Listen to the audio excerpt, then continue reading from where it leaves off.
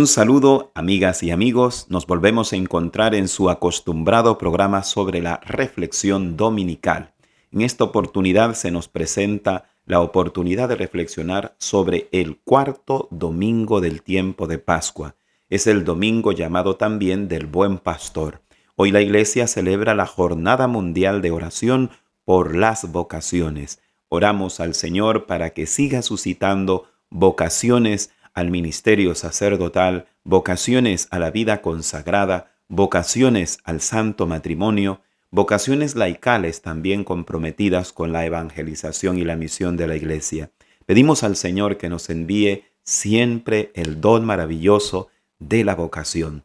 Por eso es que ofrecemos de alguna manera la Eucaristía y sería muy bueno y muy saludable que nuestro Santo Rosario en este mes de mayo, en este también día, domingo, cuarto del tiempo de Pascua, festividad del Buen Pastor, pues también nosotros podamos unirnos con el rezo del Santo Rosario por esta súplica, orando también por el nuevo Sumo Pontífice, el Papa León XIV, que ya Dios nos lo ha concedido tener entre nosotros, ese nuevo pontífice, para orar por él, también para que la vocación de su ministerio la ejerza siempre según la voluntad de Dios y según la necesidad de la Iglesia y de la humanidad de hoy.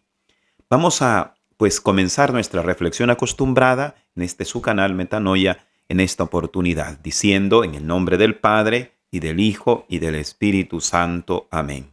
Señor Dios Todopoderoso, que con tu palabra queda todo bendecido y santificado, envía tu sabiduría para que nos santifique y nos transforme, la sabiduría que procede desde tu mismo ser, y así podamos llegar a saber lo que te es grato, lo que es siempre tu divina voluntad. En el nombre del Padre, y del Hijo, y del Espíritu Santo. Amén. Muy bien, queridas hermanas y hermanos, amigas y amigos, vamos a iniciar entonces algunas breves reflexiones de índole espiritual en torno a la liturgia de la palabra que hoy nos presenta la Iglesia a través de este cuarto domingo del tiempo de la Pascua del Señor. La primera lectura está tomada del libro de los Hechos de los Apóstoles en el capítulo número 13, versículos que van del 14 en adelante, del 43 al 52. Es ante todo podríamos decir una memoria de la tarea misionera que no está exenta de contrariedades. La tarea misionera que Pablo y Bernabé realizan no está exenta de situaciones problemáticas. El texto de la primera lectura nos habla de cómo Pablo y Bernabé van a tener ciertos problemas respecto al grupo de los judíos, porque, según dice el texto del libro de los Hechos de los Apóstoles en este capítulo 13, algunos cayeron en envidia y al ver que a ellos les llegaba más gente, comenzaron a ver cómo hacían para expulsarlos de aquel lugar y para que ya no siguieran predicando. Como vemos, los mismos apóstoles tuvieron dificultades. La tarea misionera que está llamada a realizar la Iglesia y también cada uno de nosotros, porque nosotros somos la Iglesia, no está exenta de contrariedades. Lo sufrió el apóstol Pablo, lo sufrieron todos los demás apóstoles y lo han sufrido a lo largo de la historia de la Iglesia todos los demás que quieren realmente ser fieles al Señor, que quieren anunciar la buena nueva del Evangelio e iluminar las diversas realidades que el ser humano tiene a partir de la luz del Evangelio. Va a tener también dificultades aquel o aquella que quiera cumplir esa misión. Esto es importante tenerlo presente, porque en ocasiones caemos quizás como en una falsa idea de que si seguimos a Cristo, que si al mismo tiempo anunciamos su palabra, todo tendrá que ir bien, que no tendríamos que tener problemas. Pero lo normal es que eso ocurre. Lo normal es que la tarea evangelizadora es cargar en cierto modo con la cruz de Cristo, porque el que quiera seguirme, que tome su cruz, dijo él mismo, y me siga. El texto de hecho del libro de los Hechos de los Apóstoles nos dice que en aquellos días Pablo y Bernabé prosiguieron su camino desde Perge hasta Antioquía de Pisidia, y el sábado entraron en la sinagoga y tomaron asiento. Cuando se disolvió la asamblea, nos continúa diciendo el texto de Hechos 13, muchos judíos y prosélitos piadosos acompañaron a Pablo y a Bernabé, quienes siguieron exhortándolos a permanecer fieles a la gracia de Dios. El sábado siguiente, continúa diciéndonos, casi toda la ciudad de Antioquía acudió a oír la palabra de Dios. Había un hambre de esa palabra de Dios, aunque parecía que no, pero había esa hambre. Pero este es el motivo, esta cantidad de gente que va, esta cantidad de gente que anhela escuchar a Pablo, que anhela escuchar a Bernabé, es como la fuente de problema al mismo tiempo. Cuando los judíos vieron, continúa diciendo el texto de Hechos 13, vieron una concurrencia tan grande, se llenaron de envidia y comenzaron a contradecir a Pablo con palabras injuriosas. Es decir, aquí está ya la ofensa, aquí está ya pues el desprecio a Pablo, a Bernabé. Pues la palabra injuriosa indica que hay un desprecio, pero también un insulto. Y esto es lo que de algún modo todo aquel evangelizador apegado a la verdad, a la novedad del evangelio, cuando quiere iluminar y cuando algunos quieren escuchar eso, pues muchas veces no va a ser apreciado, va a ser insultado, va a ser despreciado, va a ser burlado. En una aplicación práctica para nuestra vida, es importante que no nos rindamos de hacer eso bueno que nosotros hacemos. Vamos a tener contrariedades, algunos no nos entenderán, algunos quizás nos rechazarán, algunos nos criticarán, otros quizás nos injuriarán, como en el caso que les pasó a Pablo y Bernabé. Pero lo importante es mantenernos siempre fieles a Jesucristo. Es como la gran exhortación con la cual incluso también ha iniciado el papado de León XIV. Fieles a Jesucristo. El centro tiene que ser Jesucristo, no nosotros, les decía a los señores cardenales el Papa León XIV. Nosotros tenemos que ir buscando desaparecer para que aparezca Cristo a través de nosotros. Y esto es importante porque muchas veces por el hecho de querer valorarnos tanto a nosotros, no en el buen sentido lo digo, sino en una hipervalorización de nuestro ser, pues anulamos o ocultamos a Jesucristo. Y eso es lo que hace que en ocasiones nos sintamos tan dolidos cuando somos rechazados, injuriados y a veces también despreciados por causa del Evangelio. No tenemos que tener miedo por eso. ¿Por qué? Porque el bien a veces será rechazado, pero lo importante es seguir cultivándolo, seguir proclamándolo y al mismo tiempo perseverar en ello. En la segunda lectura encontramos un texto a partir del libro del Apocalipsis, en el capítulo número 7, versículos que van del 9 en adelante, del 14, en la segunda parte de ese versículo 14 hasta el versículo 17. Es la famosa visión que tiene Juan sobre pues la liturgia celestial, sobre el reino de los cielos. También aquí vuelve a haber esa idea de que si queremos seguir al Cordero resucitado, si queremos seguir a Jesucristo, no solamente van a haber contrariedades, sino que también van a haber tribulaciones. El texto del libro del Apocalipsis exalta esta visión de San Juan cuando dice: estos son los que han pasado por la gran persecución y blanqueado su túnica con la sangre del Cordero, porque el Cordero que está en el trono será su pastor y los conducirá a las fuentes del agua de la vida. Estas frases son muy pues entrañables. En primer lugar, se nos dice que Juan logra ver aquella multitud de santos y de santas, y estos son los que han pasado por la gran tribulación o por la gran persecución, porque anunciar el Evangelio siempre comporta pasar por la tribulación. Tratar de vivir el cristianismo como Dios quiere comporta el pasar por nuestra propia tribulación personal. Esto es así.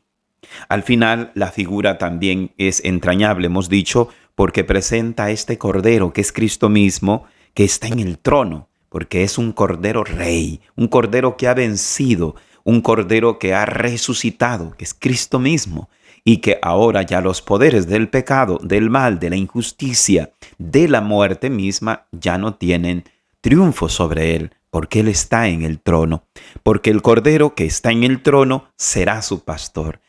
Es un rey, pero al mismo tiempo es un rey pastor. Esto es una figura y una combinación preciosísima que no encontramos, vamos a decirlo así, en otras culturas religiosas o en otras culturas del antiguo Oriente o del mundo.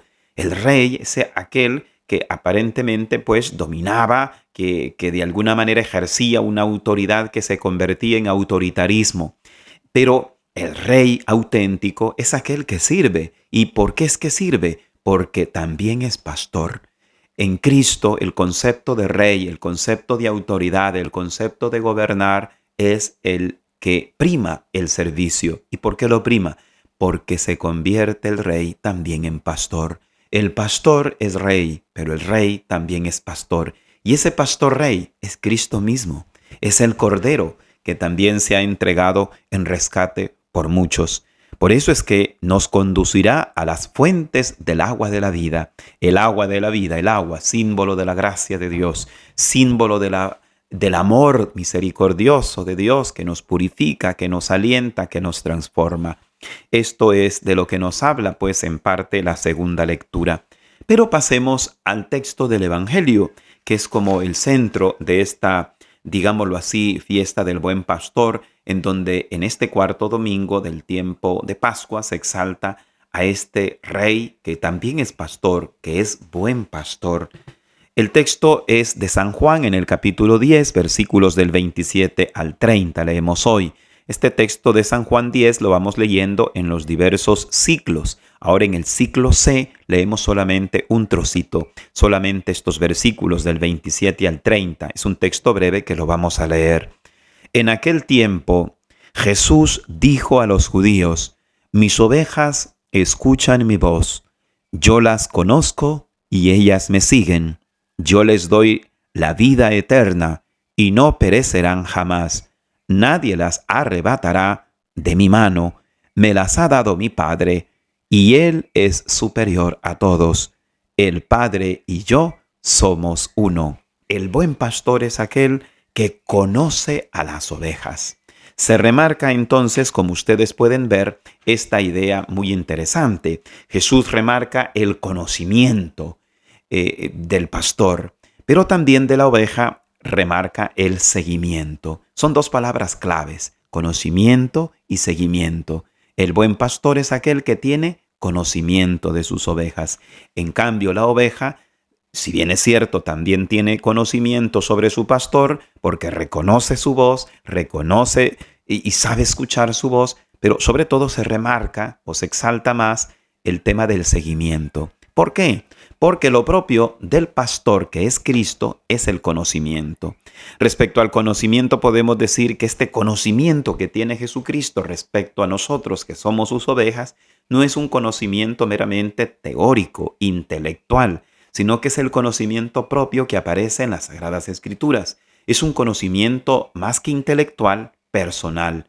Más que intelectual, es relacional, porque las personas se conocen a través de una relación profunda de amistad, de amor, y este conocimiento del cual se nos habla es el conocimiento que proviene típicamente del pastor, que es Jesucristo.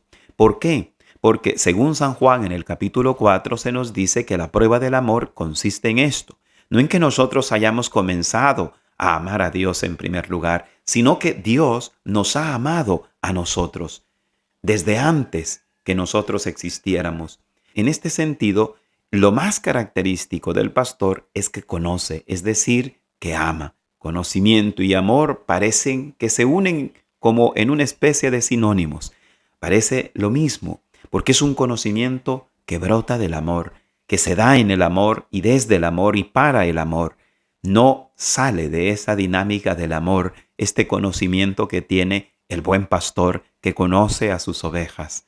Esto es muy precioso porque es un conocimiento que hace que también la oveja conozca al pastor, pero desde el amor, no desde otra perspectiva. Por eso decíamos, no es un conocimiento meramente intelectual, sino un conocimiento personal, relacional, que pone las bases de la relación que también el ser humano puede llegar a tener con Dios. Si Dios no nos conociera y no tuviera ese conocimiento de amor de ese conocimiento personal y relacional de amor, de amistad con nosotros, nosotros no podríamos entablar una relación de amistad con Dios tampoco.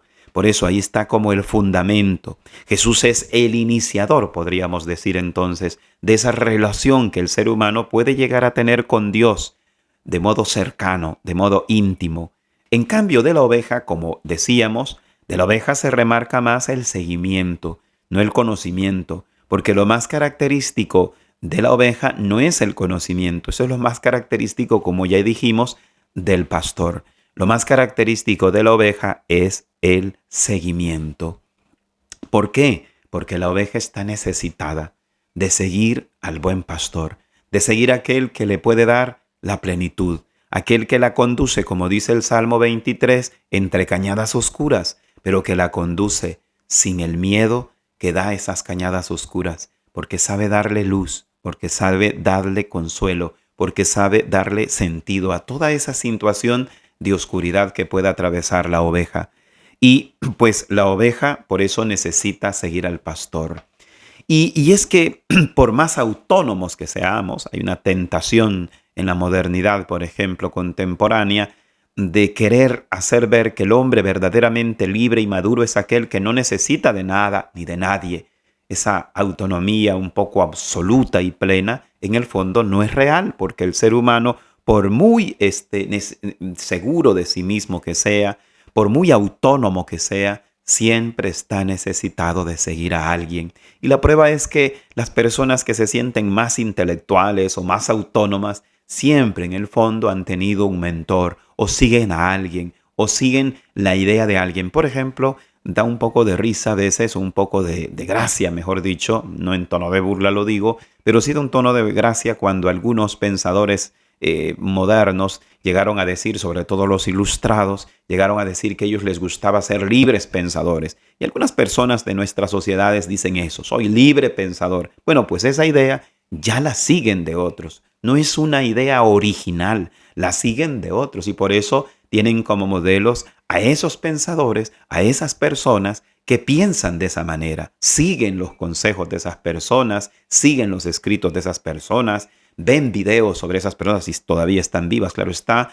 ¿Por qué? Porque están siguiendo, ese es su pastor, ese es su guía de alguna manera. ¿Por qué esto es así? Porque en lo más hondo del corazón del ser humano siempre está la necesidad de seguir a un pastor, de seguir a un guía, pues. Esto es una necesidad humana. ¿Y por qué? Porque Dios la ha dejado así en lo más hondo de su corazón. Fíjense ustedes eso, que siempre, aunque las personas digan a veces, no, yo no sigo la iglesia, yo no sigo lo que dicen los curas, yo no sigo lo que dice el Papa, porque yo quiero ser libre, yo quiero ser autónomo, pero en el fondo están siguiendo, sí, otras personas, están siguiendo lo que otros dicen y que es muy parecido a lo que ellos dicen. Entonces, en el fondo, siempre estamos siguiendo a alguien. Esto significa, o vamos a llamarle así, es como una característica, es como la tendencia de seguir al pastor, así le podríamos llamar, la tendencia casi natural de seguir a un pastor que todo ser humano tiene, por muy autónomo, repito, que se considere y por muy sabio que se considere, hay esa necesidad. Pero ¿cuál es el problema cuando seguimos un pastor humano? Cuando seguimos un pastor que es limitado, por muy grande, por muy intelectual, por muy sabio que sea, bueno, que ese pastor no es pleno. Solo Cristo es el pastor pleno. Solo Él es el pastor verdaderamente pleno y absoluto que va a saciar todos los vacíos que tenemos como seres humanos, todos los anhelos que tenemos como seres humanos. Por eso es el que va a dar esa vida eterna. Yo les doy la vida eterna. El Papa Benedicto XVI, en su famosa encíclica Espe Salvi, decía, esta vida eterna no significa vida en abundancia, no significa solamente cantidad de vida, no significa solo tener muchos años, porque si así fuera, pues muchos nos decepcionaríamos de la vida eterna.